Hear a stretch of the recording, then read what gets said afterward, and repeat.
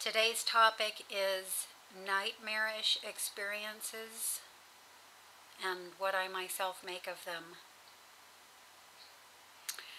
The Jaminator wrote in with this query, and actually a half dozen of you in the last few days have written in with very similar questions. One person also wanting to know what my happy thought was that worked to get me out of situations like this. So first off, have I ever experienced a fear creation of my own making? A nightmarish environment that my own fear took me into? Yes. Goodness, when all of this first started, my central nervous system was in shock. I had no idea what an out-of-body experience was. I had no idea about lucid dreaming and astral projection and any of this. And, I'm laying here in my room getting ready to go to sleep for the night, and all of a sudden I feel hands on me. I start bilocating. I start hearing conversations in my room. I know now my consciousness had expanded out into a non-physical environment, and I was experiencing what was happening in that non-physical environment, but I didn't know it at the time when it first started happening. I didn't know what was happening. Before I go into relaying an actual experience, I just want to say, not only have I, yes, experienced this, but thank God, because these experiences are just so ripe with opportunity to learn, to grow, to become stronger in the awareness of who I am. And as these things actually do begin to take place in these fear creations and nightmare environments, it is just extraordinary.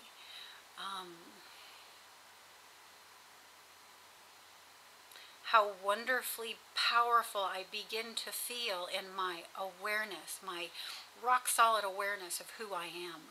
I mean, that is just, it's an airlift. Each and every time it happens, it raises me up. So thank God I have these experiences. Thank God you have these experiences. Again, they are part of what is going to lift you up, to ascend you. So I've experienced these in a couple ways. One of them is my own fear coming in and changing the environment into a nightmare environment. And then the second is sometimes I am literally going into a lower realm to help someone. I'm not going there because I created it out of my fear. I'm going there because there's someone there that needs me, that I'm supposed to connect with, that I'm supposed to speak with, that I'm supposed to do something for, and vice versa. It always works two ways. So both of these are true. It's very easy to tell when it's my own fear that is creating the environment. For instance, one morning I had come lucid in a non-physical environment. It wasn't what I would typically call nightmarish, especially to begin with, but the feeling of it rapidly began to change. The colors moved from bright and happy to more dark and dreary and dungeness.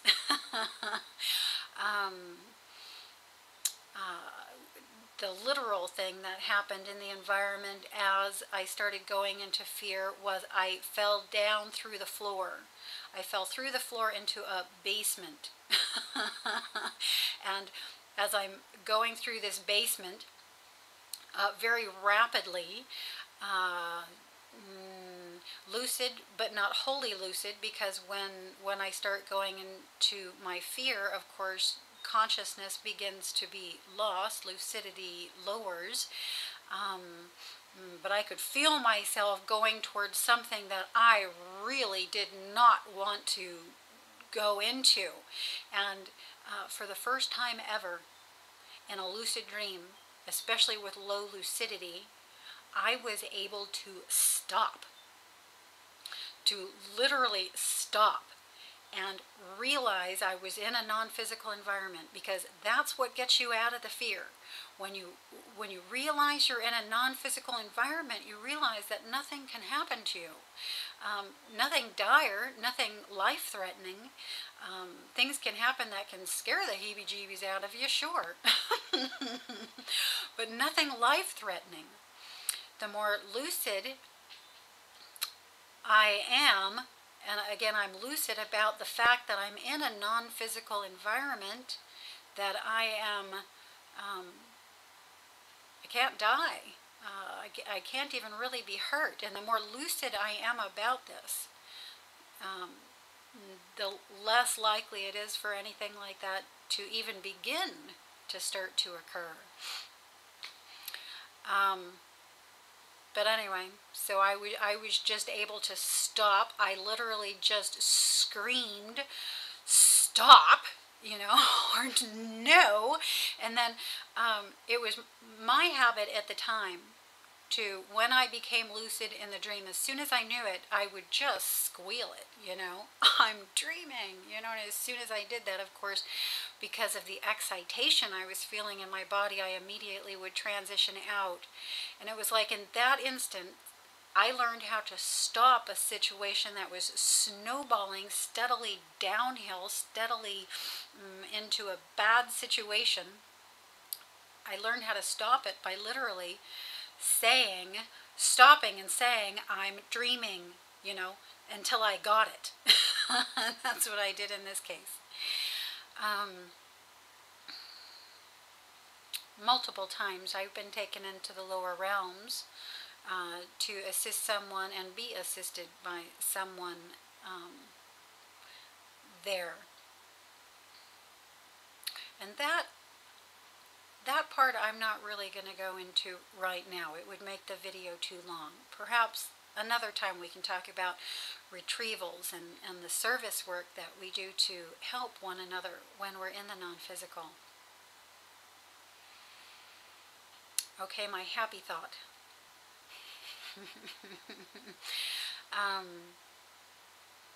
Well, to start out with, I'll just say again that the first thing that I can do to help myself out of the situation is by realizing I'm in a dream, that I'm in a non-physical environment and can't really be hurt.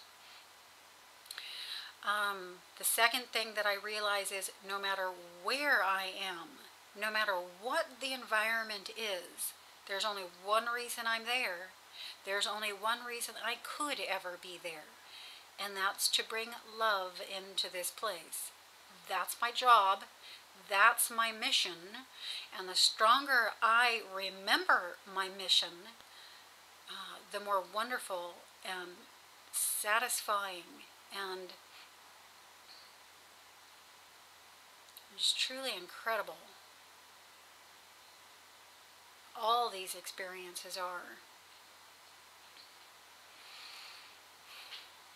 I mean, when you realize that a part of the reason that you're out there in these wider, broader environments is to help, the more you feel inwardly fueled with momentum to be as lucid as you can. Because the more lucid you are, the more capable you are of helping. And it's just such an unbelievable rush, you know, to be that assistance that someone needs to lift them up out of a certain situation. And not just them, you yourself as well. It lifts you up. Because very likely the one that you're there to assist is in a situation that you yourself are apt to get into. And may even be getting yourself into, and you there helping helps you see it in advance and sort of bypass that particular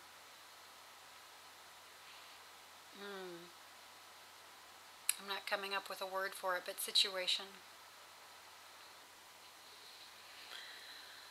I have a few experiences that really helped me get clear about things involving, well, the idea of pain and death.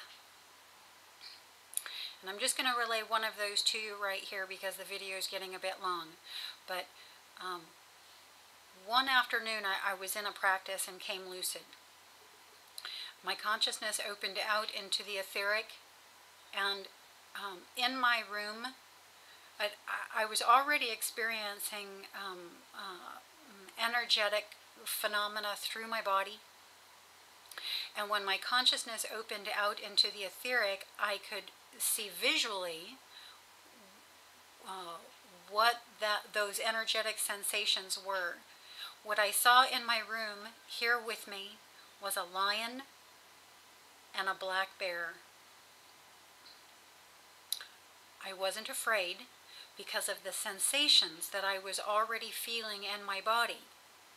Now, if I hadn't been feeling these sensations first, before I saw what I saw, I very likely would have gone into fear, because what was happening was the lion was literally, with its teeth, ripping the flesh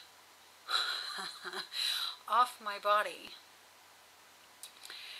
And, oh goodness, at the moment I can't remember what the bear was doing. But anyway, that'll be enough, I think, to give you an idea.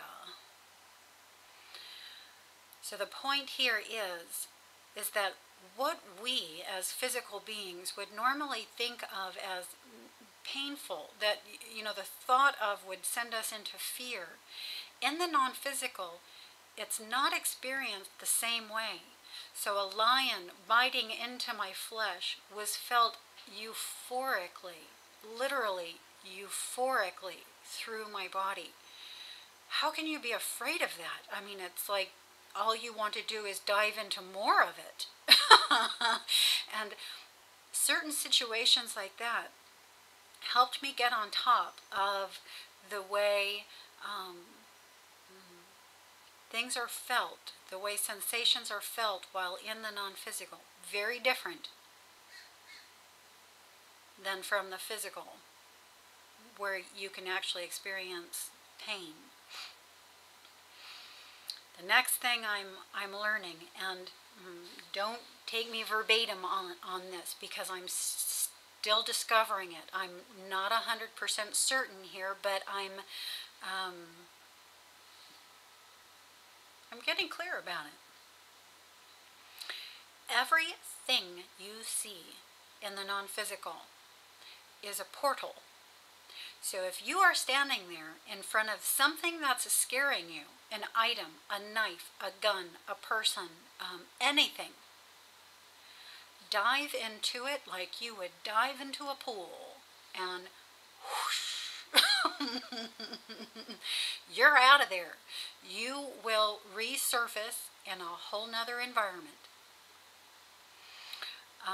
So that's sort of one trick, one thing I'm starting to learn that I can do.